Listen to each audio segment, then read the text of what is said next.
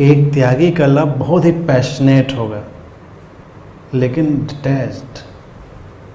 जब लोग उसको देखेंगे तो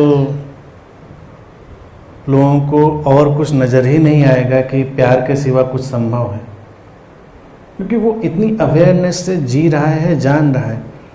लेकिन अगर लोग ओपन होंगे और अवेयर होंगे तो उस लव के, उस प्रेम के और डायमेंशन खुलेंगे और दरवाजे खुलेंगे, और ऑब्वियसली वो एक ब्लैक होल की तरह है, वो धीरे धीरे अपने उस ब्लैक होल में पुल कर लेगा व्यक्ति को।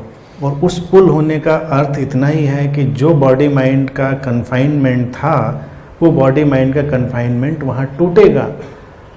आम तौर से जो प्रेम है वो हमको शरीर मन की सीमाओं में बांधते हैं, बॉडी माइंड में। लेकिन जो डिटैच्ड व्यक्ति है, जो अवेकन्ड व्यक्ति है, उसका प्रेम हमारे उन कन्फाइनमेंट को ब्रेक करने वाला होगा, और वो कहीं ज़्यादा जॉयफुल और कहीं ज़्यादा प्लेजरेबल होगा। और पूरी तरह से द्वैत को जान रहा है तो उसको हैंडल करना भी उसके लिए बहुत आसान है। तो प्रॉब्लम उसके लिए कहीं पर भी नहीं है। बहुत ही क्लियरली वो दोनों चीज़ें देख रहा होगा।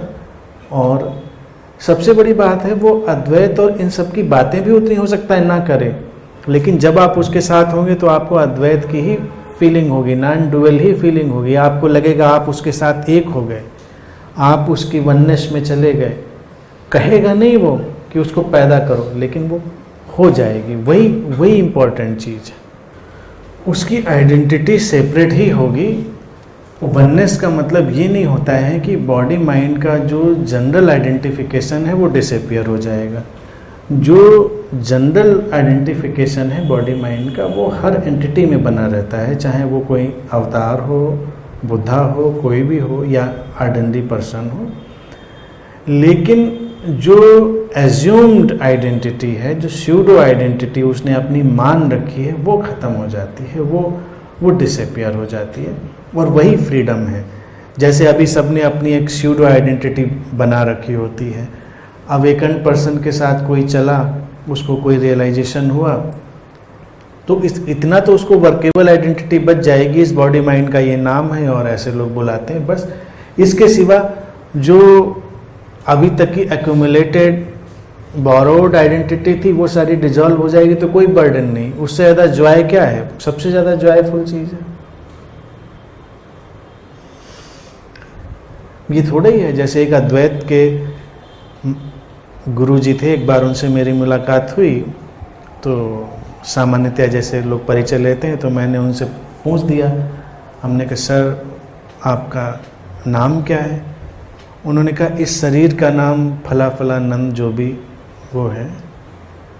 मैंने कहा हम आपके शरीर का ही नाम पूछ रहे हैं, ये बिल्कुल क्लियर है कि आपकी आत्मा का या किसी की भी आत्मा का कोई नाम नहीं होता। हमने कितने झंझट में काहे पड़ते हैं, सीधी बात को सीधे कर लें, टेढ़ा क्यों करते हैं उसको?